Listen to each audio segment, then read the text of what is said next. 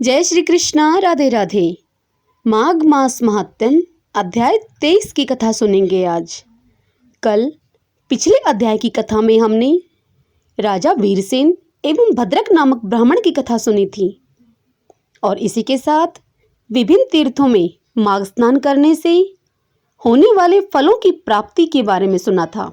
अब आज उससे आगे की कथा में महर्षि लोमस वेद निधि को देवदूत की कथा सुनाते हैं, वह कथा सुनेंगे। आइए सर्वप्रथम भगवान का सुमिरन करते हैं। सब बोलिए विष्णु भगवान की जय।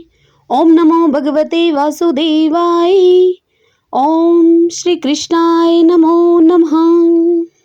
महर्षि वशिष्ठ जी राजा दिलीप को आगे की कथा सुनाते हुए कहते हैं कि हे राजन, महर्षि लोमस ऋषि आग्नेय के पिता ब्राह्मण वेद निधि को पिशाच मोचन की कथा सुनाते हुए कहते हैं कि हे प्रियवर, सरस्वती नदी के किनारे हर तरह के वृक्षों से आच्छादित एक अत्यंत मनोहर आश्रम में द्विजोत्तम धर्मात्मा देवदूती निवास करते थे। वह महात्मा सुमित्र का पुत्र था। उसे भगवान लक्ष्मीपति से वर मिला हुआ था। उसके आश्रम में बैर भाव को त्याग करके पशु पक्षी एक साथ रहकर किलोल किया करते थे और वहां के रहने वाले मधुर वन फलों को खाकर आनंद से जीवन बिताते थे। अब मैं आपके सामने उस महात्मा के नियम का वर्णन करता हूँ, आप ध्यान से सुनिए। वह तपस्वी ग्रीष्म ऋतु में सूर्य की तरह दृष्टि लगाकर पंचाग्नि तप किया करते थे।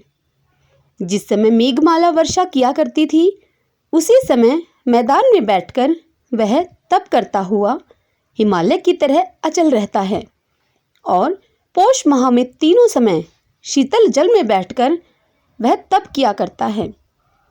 इतना ही नहीं, वह महात्मा सत्यवादी, जितेंद्रिय और ब्रह्म यज्ञ में तत्पर रहकर विष्णु भगवान की आराधना में सदैव मगन रहा करता था और वन में होने वाले कंदमूल फलों से अतिथियों को हर रोज संतुष्ट किया करता था। हे ब्राह्मण, इस तरह उस ब्राह्मण महात्मा देवदूती को तप करते हुए 1000 वर्ष व्यतीत हो गए। यद्यपि उसके शरीर में केवल नसें और अस्थियां ही शेष रह गई थी, किंतु उसके तेज को सहन करने की शक्ति किसी जीव में भी न थी। वह महात्मा तप के द्वारा प्रचंड अग्नि के समान प्रदीप्त हो रहा था। हे द्विजवर, उनका सबसे बढ़कर यह नियम था कि वह हर रोज महकते और अछूते 1000 फूलों से वेद सूक्ति का विधि विधान के अनुसार एक परम मनोहर स्तोत्र पढ़कर भगवान की पूजा करता था। एक दिन वह बैसाख की एकादशी को मगन मन से भगवान की पूजा कर रहा था। उसने जो ही भगवान की वंदना की, उसी क्षण गरुड़ पर सवार होकर देवादिदेव भगवान विष्णु ने आकर उसे दर्शन दे दिए। हे द्विजोत्तम, जिस समय उस महात्मा ने अपने सामने साक्षात लक्ष्मीपति को शंख, चक्र, गदा, पद्म और वैजयंती माला धारण किए हुए देखा, तो थोड़ी देर तक तो वह भगवान के स्वरूप को टकटकी लगाकर देखता रहा। भगवान को देखते समय वह वाणी के द्वारा कुछ भी न बोल सका। हे द्विजवर, इस प्रकार अपने भगत को प्रेम से विभोर हुए देखकर मुस्कुराते हुए लक्ष्मीपति कहने लगे कि हे भक्त शिरोमणि, मैं तुम्हारी भक्ति से परम प्रसन्न हूँ, इसलिए जिस वर की इच्छा हो मुझसे मांग सकते हो।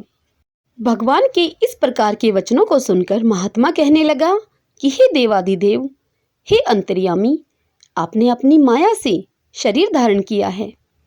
हे भगवान, ब्रह्मादि देवता व सिद्ध महात्मा सब आपके दर्शनों की अभिलाषा करते हैं, क्योंकि आपके दर्शन होते ही तीनों लोकों के उत्तम फल प्राप्त हो जाते हैं। अब ऐसी कौन सी वस्तु अवशेष है जो आपके दर्शनों से बढ़कर भी आपसे मांगी जाए? हे भगवान, बस मेरी तो केवल यही इच्छा है कि मैं समस्त सांसारिक माया मोह से अलग रहकर आपकी भक्ति में सदैव मन को लगाता हुआ आपके ध्यान में निमग्न रहूं। हे द्विजोत्तम, भगत के मुख से इस तरह की नीति धर्म से ओतप्रोत वचनों को सुनकर भगवान विष्णु कहने लगे कि हे निष्पाप, ऐसा ही होगा। तुम्हें न केवल मेरी अचल भक्ति मिलेगी, अपितु तुम्हारे तप में भी कोई विघ्न उपस्थित नहीं होगा। और जो कोई तुम्हारी बनाई हुई स्तुति से मेरा ध्यान करेगा, वह सब तरह के पाप तापों से छुटकर मेरे परम धाम को पाएगा। हे द्विजोतम, ऐसा कहने के बाद भगवान तो अंतर्ध्यान हो गए और महात्मा देवदूती उनकी भक्ति में तत्पर हो गया। हरि ओम तत्सत। इसी के साथ माघ मास महात्म्य का यह अध्याय यही संपूर्ण होता है। इससे आगे की कथा हम अगले अध्याय में सुनेंगे। सब बोलिए विष्णु भगवान की जय।